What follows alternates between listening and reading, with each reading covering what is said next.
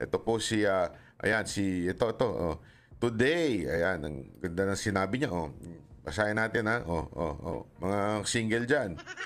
At mga naakit sa mga naka-uniforme. Oh, single pa kaya si Kuya? Oh. Ang ganda na sinabi dito, oh. Today, I stand before you as a proud individual. I recall a time when I was proud I was proud to wear the badge and uniform, especially during the term of former President Rodrigo Duterte. However, I'm now ashamed. Naku, Tore, yan ang ginawa mo sa mga bata mo. Ngayon ay nalulungkot na sila, ay nahihiya na sila pala. I'm now ashamed to have worn that uniform, knowing that institution has deviated from its true purpose. Naku po. The PNP, which was once a symbol of pride and service, has become a tool for politics, a personal gain. It is disheartening to see how the men and women in uniform are being used to serve interests that are not aligned with the welfare of the Filipino people. Ganda nun, Brad. Panalo yun. Panalo tong tropa natin na to. Diba? Sabi niya dito, yung mga uniform personnel are being used to serve the interests that are not aligned with the welfare of the Filipino people. Alam niyo mga kababayan, ito lang may kumausap sa akin kanina, sabi sa akin kanina, alam mo, kung talagang ang intensyon nila ay maayos, mabuti, at sa legal na pamamaraan, hindi nila itatago itong mga nangyayari na ito. Kasi tinatago nila itong mga nangyayari na ito na 'di ba? Yung mga bakit to kanyo? Ito isipin niyo na mabuti ito.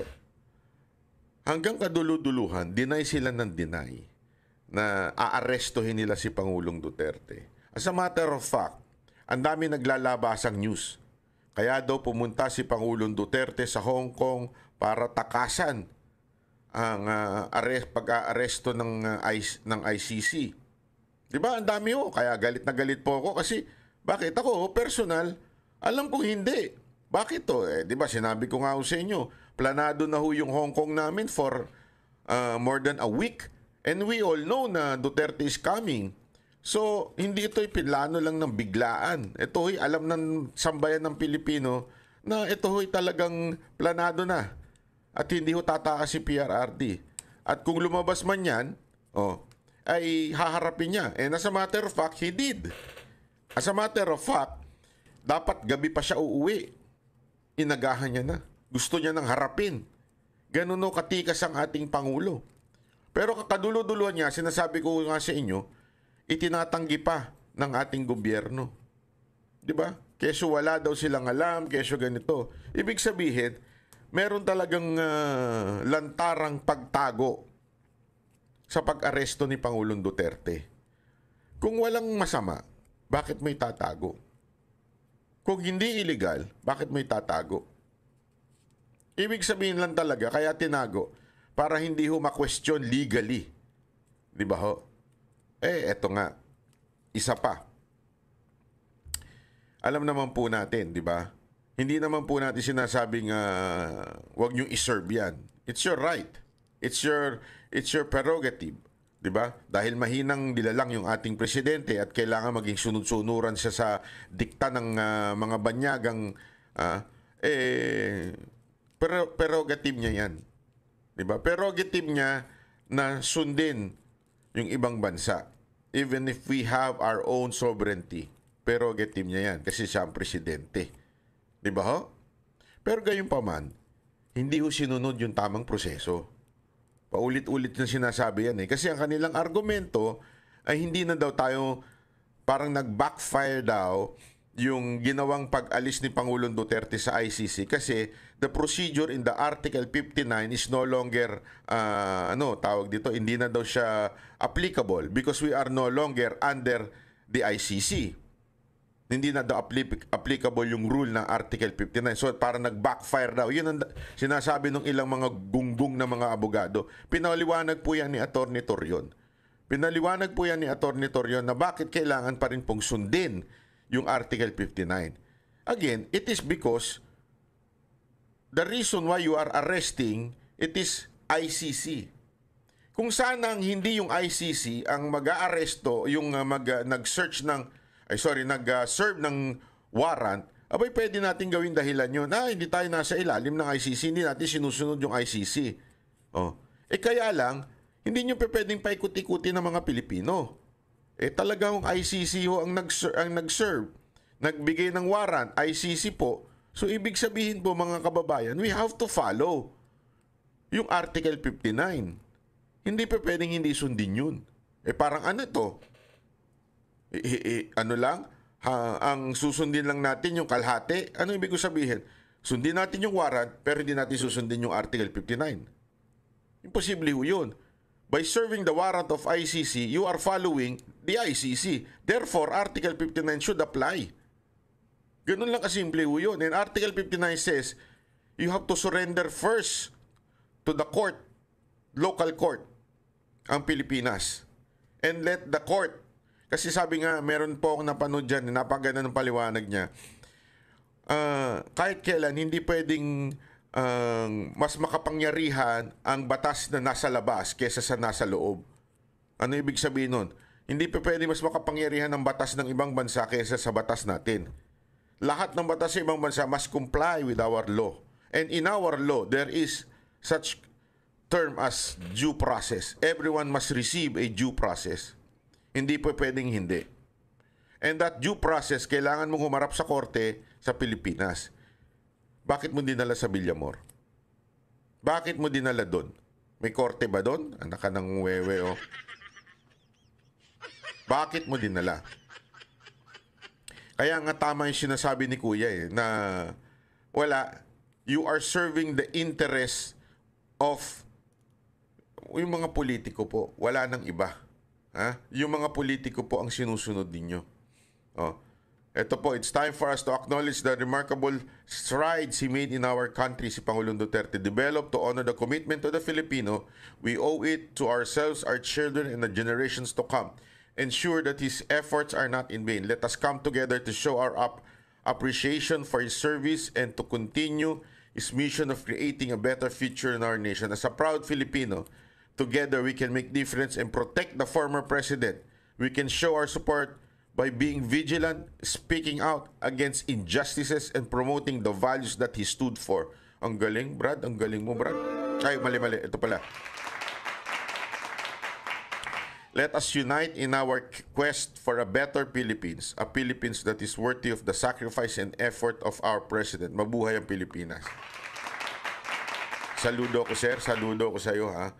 Hindi ka lang mukhang matikas at malinis sa katawan. Paano ba kung anong tinitingnan mo? Malinis siya sa katawan. Tinan mo. Bakit? Nililinis niya yung radyo niya. Kayo naman. Ayan, di ba?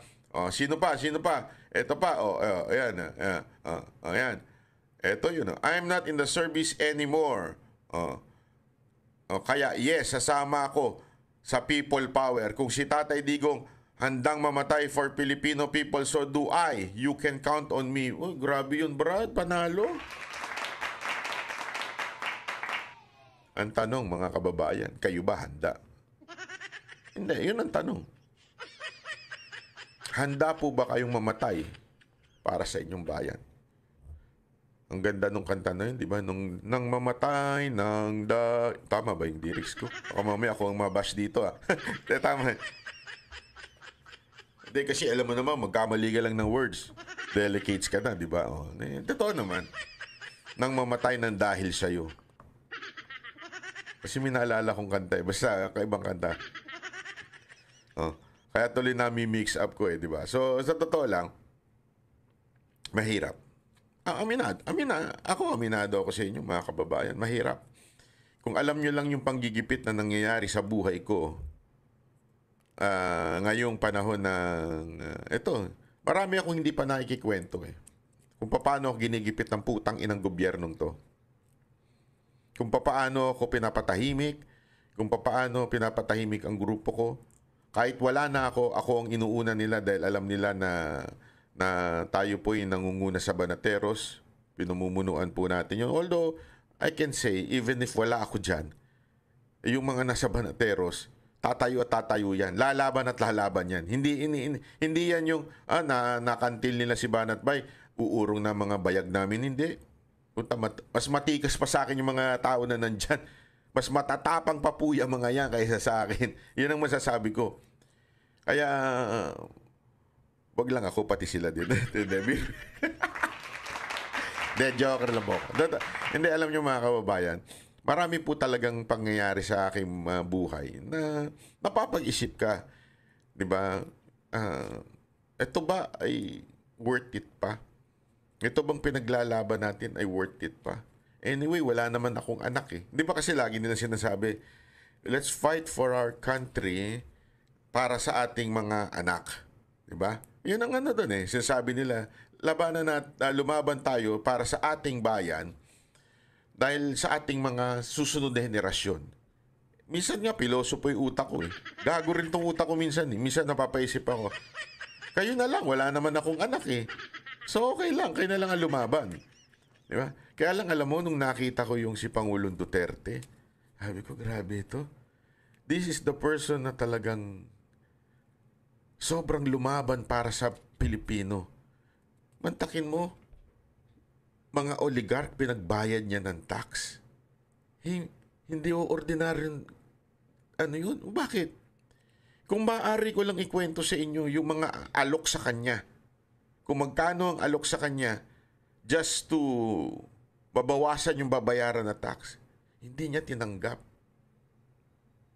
Di ba ho? Saan nga nakakita ng ganyang klaseng presidente? You want a zero corruption na sinasabi ninyo? Ito ho yun. Hindi ho madali na pagbayarin mo ang mga ibang tao.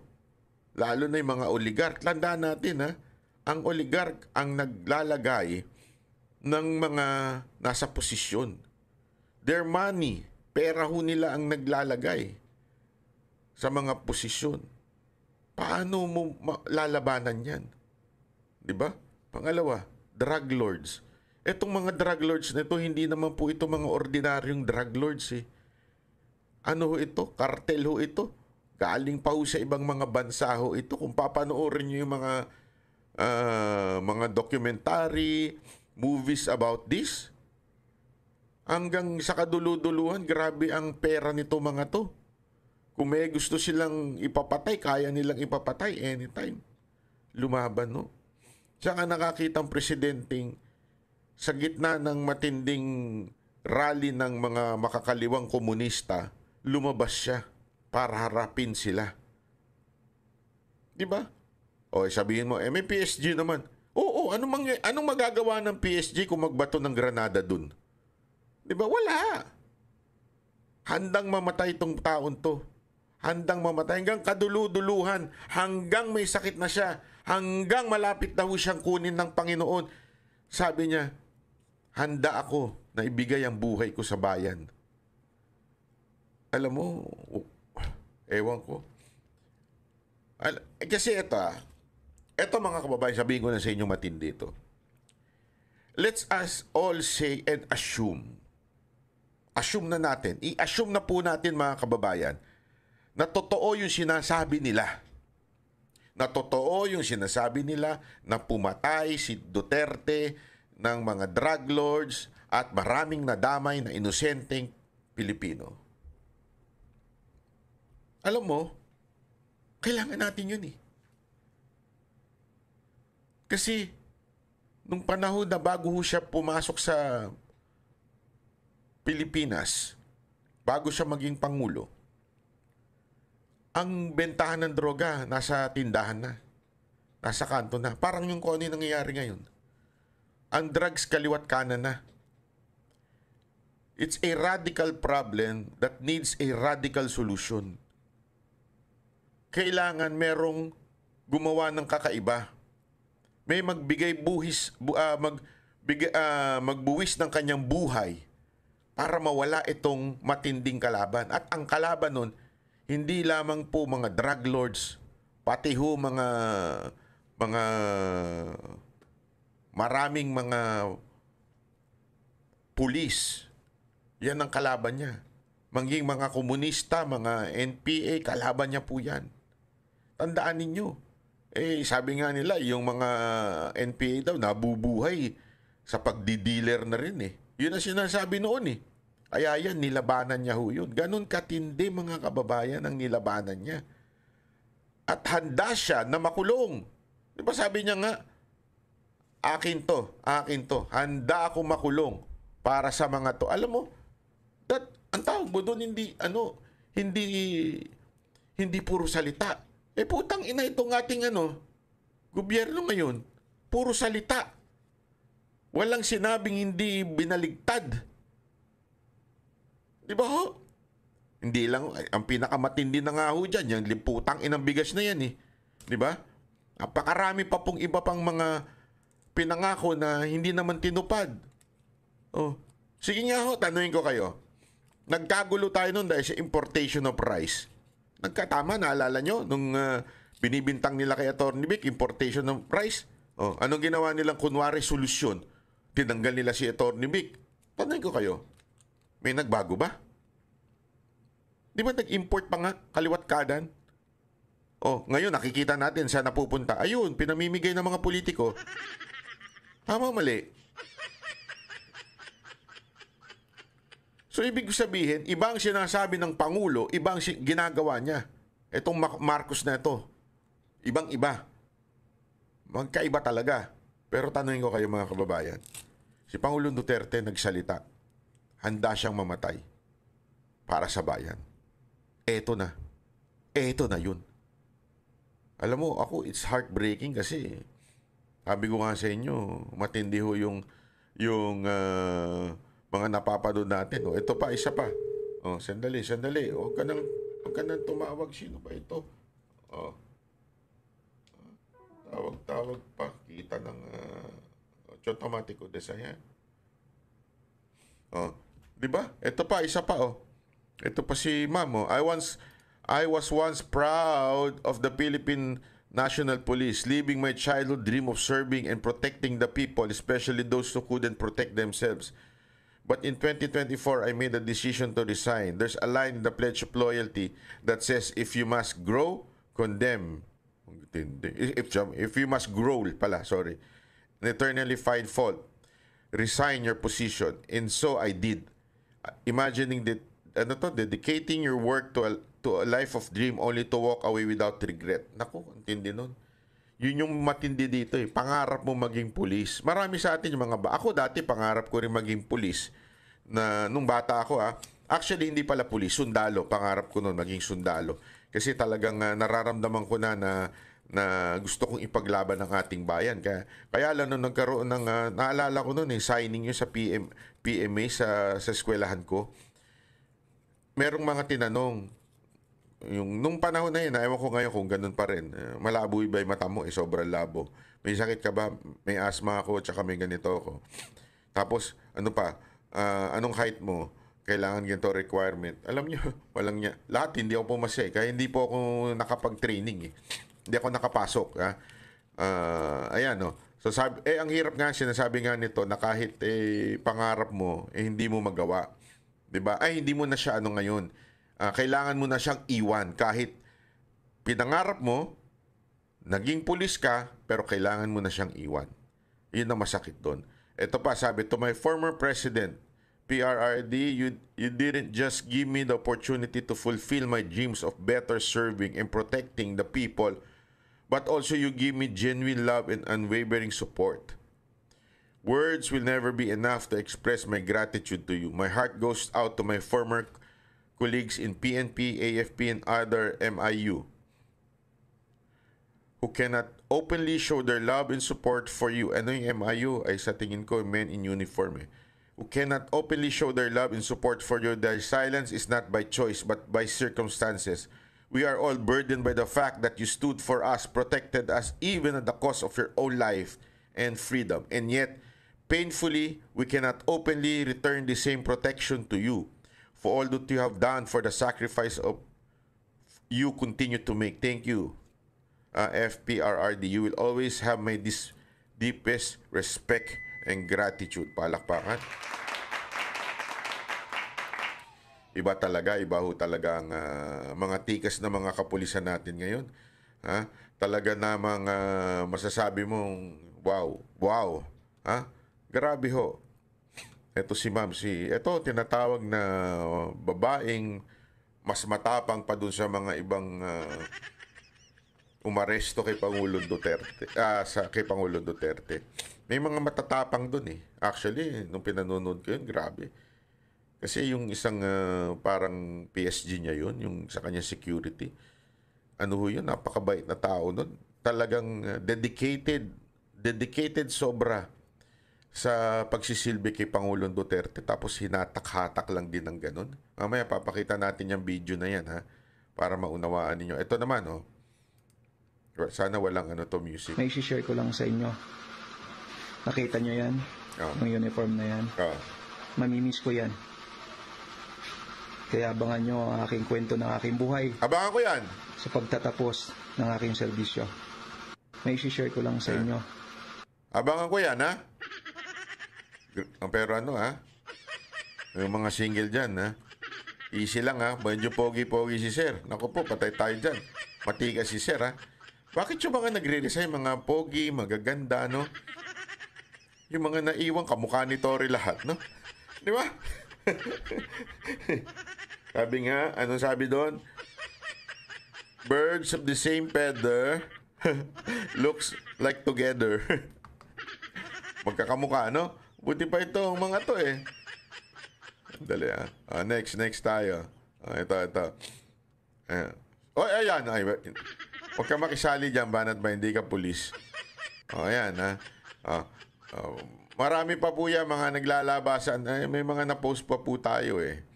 Ito pa, si Ma'am, PSG. SWAT na, PSG pa, nako. Malupit to si Ma'am. Madam Jingjing, ha?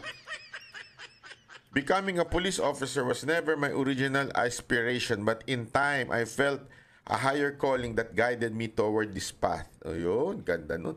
God led me to it. Despite my family's initial objection, they ultimately close to accept and support my decision. I embraced the profession with deep love and patriotism, enduring its many challenges, sleepless nights, being separated from loved ones, enduring insults, backstabbing, and character assassination from colleagues, as well as the isolation I faced during special occasions. Oo, totoo yan, yung mga pulis, di ba? Minsan kahit Pasko, New Year, na wala ho sila sa pamilya nila, pero yet they continue, di ba? I went beyond what was required of an ordinary police officer. The words of Lupang Hinirang, ang mamatay ng dahil sa iyo. The PNP hymn, ihandog ang iisang buhay. And the PSG pledge, when it becomes necessary that I have to make the ultimate sacrifice, then let it be so. Ganda nun. Sana tumatak yun sa mga pulis na matitino. Diba? Bilang PNP hymn, ihandog ang iisang buhay. PNP, yung mga pulis natin dyan na mga walang utang na loob, nasa puso nyo pa ba yan? Yung mga pulis na sunod-sunuran kay Torre, nasa puso nyo pa ba yan? Ihandog ang iisang buhay. Di ba? Ano pa? Yung sabi sa PSG naman, when it becomes necessary that I have to make the ultimate sacrifice, then let it be so. Lupit nun. Resonated deeply with me. These lines were personal, and there were times when the weight of their meaning brought to me tears. I truly love my job. However, over time, that love began to fade. The value I was found it no longer holds the same weight. And so, I decided that, much like in any relationship, naku, yan ang mahirap, yung hiwala yan, it may be best to part ways while there's still some respect left. I may not know where life will take me next, but I do not know that I have lived with my dignity intact. To my brothers and sisters in arms, I pray for God's protection and guidance you continue in this profession. We all have our own stories and experience within our organization. But my journey here has come to an end. To those who, like me, have chosen to live, I pray for your success. I trust that, Basta ma'am, ito lang masasabi natin. Sandali yung mga notification naman. Ito lang mga sasabi ko sa inyo, mga kapulisan natin na nagbigay ng buhay. Ito pa si Kuya, isa pa oh. 'Di ba? Yung mga pulis na nagbigay sa buhay ng buhay nila, huwag kayong mag-alala, hindi kayo pababayaan ng Panginoon. Because of your sincerity, because you stood up against evil injustices sa bayan natin, hindi kayo pababayaan ng Diyos. Yan ako, sigurado ako dyan. Kung talaga naniniwala kayo na kayo po ay merong pong talagang pinaglalaban na, alam mo yun, kabutihan. Alam naman po natin, pinaglalaban natin dito yung, yung tama lang. We're not even asking na sabihin nilang hindi guilty si Pangulong Duterte. No. What we are asking is give the person the respect he deserves as a hero and as a former president. Give him the right and the due process, di ba? Kasi alam mo may mga humihirit diyan eh. Kasi sabi nila, oh, bakit kayo ngayon due process ng due process? Eh di ba yan ang gusto nyo kay Duterte, walang due process kaya pinapatay niya yung mga adik. Eh gago pala talaga kayo eh, no? Yung mga nagsasabi ng ganyan. Ang ayaw namin, ang gusto namin, may due process. Hindi naman po adik si Pangulong Duterte para tanggalan mo ng due process eh. Di ba? Kaya nga nyo kala ko ba pinaglalaban ninyo due process ng mga adik? Kala ko ba pinaglalaban ninyo yung due process ng mga drug lords? Eh bakit ito hindi nyo pinaglalaban ng due process nito? Eh Pangulo pa to. Hindi naman siya kriminal. Hindi pa siya convicted. Pinaglalaban nyo nga yung due process kay Franz Castro na isang convicted eh. Eh ba'y tarantado pala kayo eh. Tapos ito, hindi nyo ipaglaban ng due process, hindi pa convicted. Diba? Asan yung logic nyo? Balik rin ko sa inyo yung tanong nyo. Kasi may mga humihirit yan eh. Bakit ngayon, due process kayo ng due process? Eh bakit si Duterte hindi binigyan due process sa mga adik? Gago! Gago kayo, yun ang masasabi ko sa inyo. Ngayon, pinaglalaban nyo yung adik na ng due process, tapos si Duterte ayaw nyo? Balik rin ko sa inyo. Oh. Eh, ako, sa totoo lang, kung ako lang ang tatanungin mo, dapat talaga niyayari yung mga adik na yan. Dapat talaga yung mga drug lords, niyayari yan. Di na dapat dinadala yan. Bakit? Maraming buhay ang nasira niyan. Tapos kayo, ipagtatanggol nyo? Gago pala talaga kayo.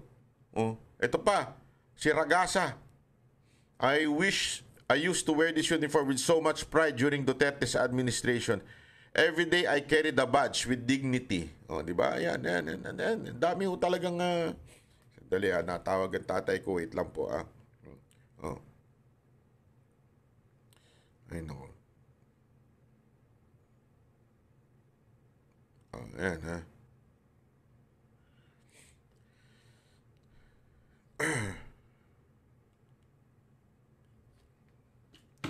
Ay nako. Ito sa bandang huli rin sinasabi niya, I decided to it's time to sign off. I can no longer wear this uniform with the pride and honor. It was once, ay mamaya na yan. Ano ba? Once carried, it's been an honor to serve, but I can't ignore the reality any longer. I hope that someday those who come after us will wear it with true pride, not for politicians, but for the people who deserve better. Syukran. Ay, hanga ako sa mga kapatid na to. Hanga ako sa inyo, sir. Alam mo yun? Napaka matindi yung mga paninindigan ninyo. Hindi ko malubos maisip na ganyan ang inyong gagawin para sa ating bayan. Alam mo, ito na lang, nananawagan tayo dun sa mga iba pa po nating kapulisan dyan.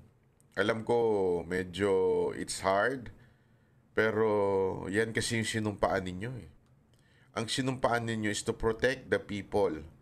Diba? Ipaglaban ang bayan natin. Yan ang ating sinumpaan eh. Kaya hindi po pwedeng sasabihin natin, hindi, sumusunod lang kami sa utos, delikado kami delikado kami sa ano niyan. Alam mo yun, sa mga otoridad niyan. Baka kami ang balikan, bawian. Alam mo naman itong gobyerno natin na ito, matindi ang kanilang ano. Oo, I understand that. Pero mga kababayan, yan ang sinumpaan ninyo eh. Di ba? Yan ang sinumpaan ninyo. Oh. So, dapat po, panindigan nyo yan. Sinumpaan nyo yan eh. Na proteksyonan ang taong bayan. Hindi ibigay ang kapwa Pilipino sa ibang bansa ng wala man lang due process. Di ba? So sana, panindigan po natin yan, mga kababayan. Alam ko, mahirap sa inyo, mga pulis, gawin yan kasi may pamilya din kayo. Pero, akala ko ba kaya kayo naging pulis dahil gusto ninyong magsilbi? Ba't ba kayo naging pulis? Gusto niyo humawak ng barel? Yun lang ba? Gusto niyo makipagbarilan? O gusto niyo talagang mag-serve and protect ang ating, ano? Pero parang tahimik ang AFP, no? Kasabihin na naman nila, we're not sa politics, we're not involved in politics, we will not be ganyan-ganyan. Ako, sus. Pwedeng painom lang.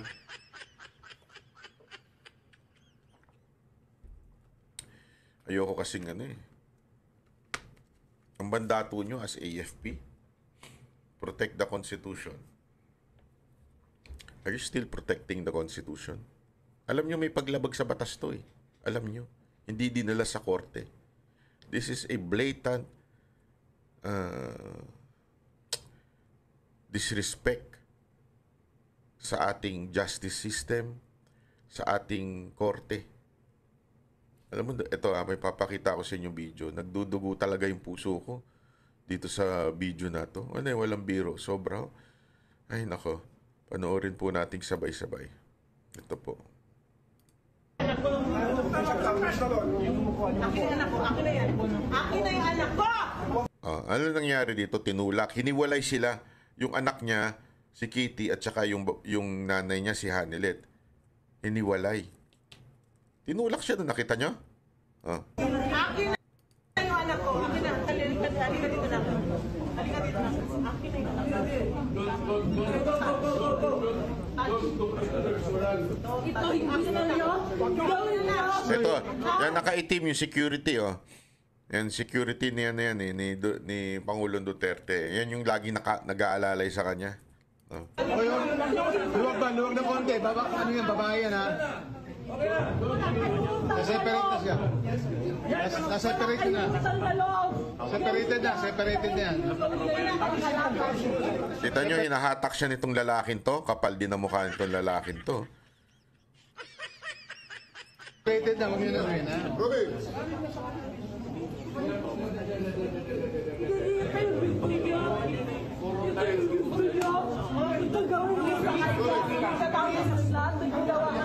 Lalapit na. Relax.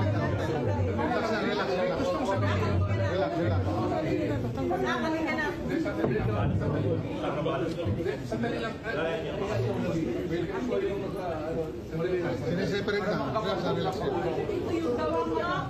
Ito yung gawin niya sa kanya. Ay, pagsamahin niyo inaway.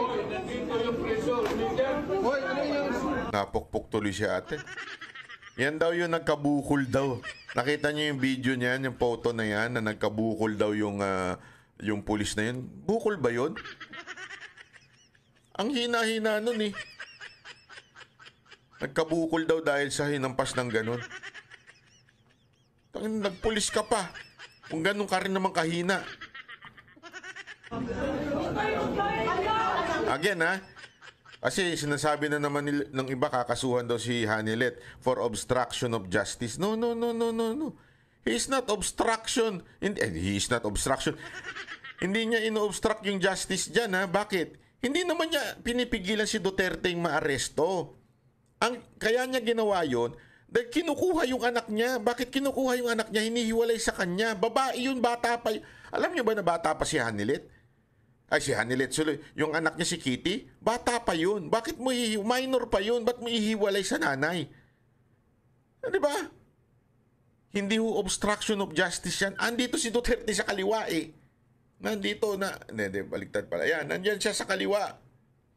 Oh. Yung si Kitty nandun sa kabila.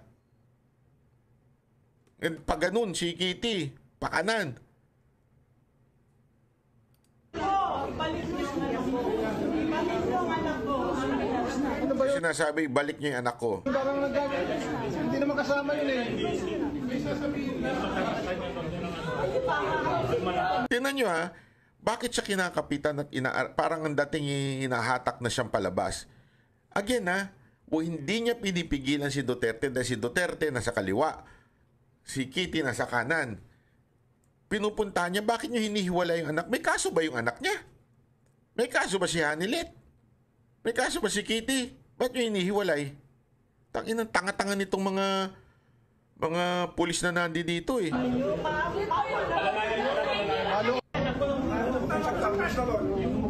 na anak ko. Akin na yan. Akin na yung anak ko. Akin na yung anak ko. Akin na. Halika dito na. Alam mo, ginawa nila sa KOJC, ganito rin eh. Nakita nyo na? Kaya nga mga kababayan, hindi tayo pumalag nun eh. Naku po, eto na yun eh. Dapat to eh, tayo medyo gumalaw-galaw na ngayon.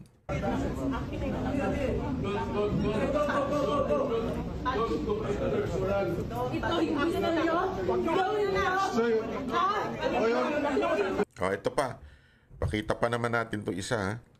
Ito. Grabe to. Ano, walang music? Wala.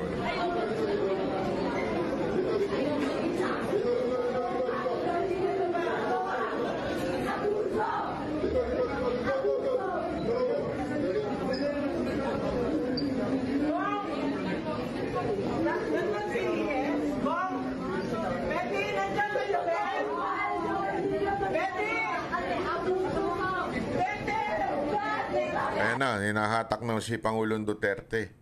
Palabas. Tapos siyempre, naiiyak ko si Kitty dito. Sinasabi niya, Daddy, come back here. Yung nagri-ring po, doon po yun sa video. Baka magtaka kayo, nagri-ring yung mga cellphone niyo.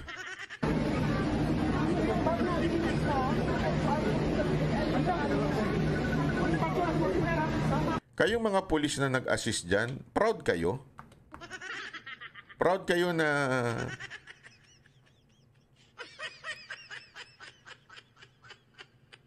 alam mo, this is sabi nga nila, tinawag nga nung iba, tinawag nila na keso kidnapping daw ito. Tama naman sa tingin ko, may basis po yun eh. Bakit? Wala naman pong dapat ang procedure dadalhin sa korte. Bakit dinala sa ibang bansa? Dapat dalhin sa korte sa Pilipinas.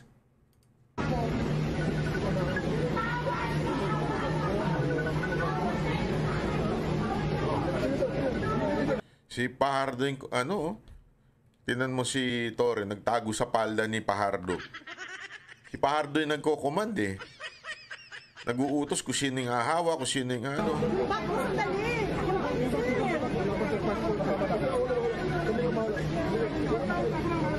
Yung babae na nakaitim, na naka-jacket, ano po niya yan? Nurse na, police din po yan na nurse. Sama po din sa Hong Kong yan. Ha?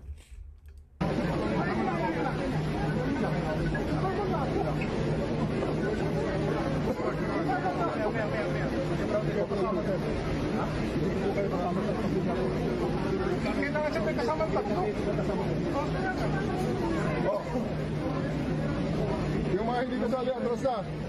Yung hindi kasali atras na. Demonyong bumubulong dun ha. Sino kaya yung demonyo na yun? Bumubulong. Hindi kasali atras na. Ito yung pinaghiwalay na sila eh.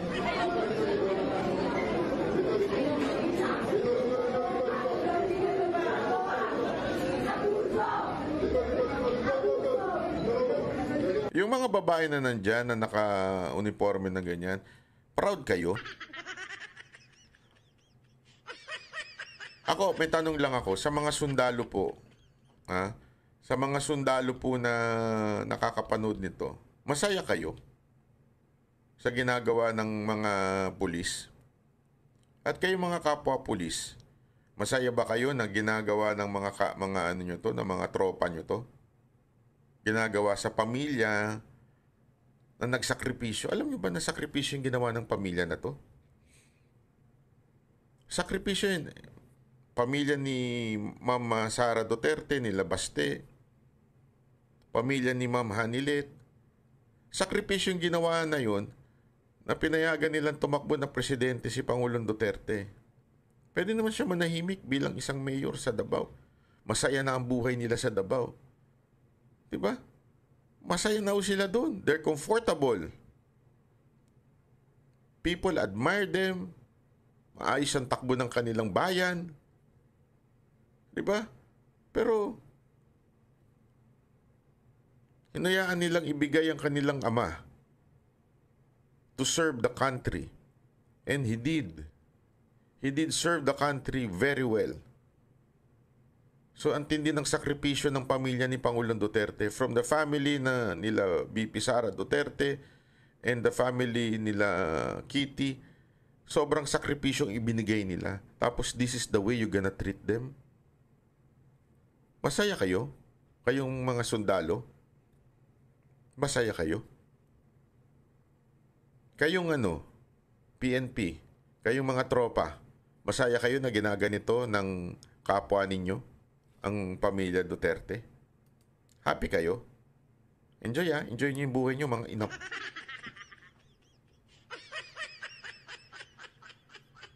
Alam ko, marami pa po diyang mga pulis at sundalo hindi masaya. Pero again, tulad ng aking pinost, nag-post po ako, di ba, ng video. Hindi ko kailangan ng awa ninyo. Hindi kailangan ng taong bayan ng awa ninyo. Ang kailangan nila ay ang prinsipyo ninyo. Yung pagtayo nyo. And don't misinterpret me by saying kailangan kayong magkudita. That's not my point. Hindi yun ang point ko. It's not rebellion. Hindi mang-agaw ng kapangyarihan.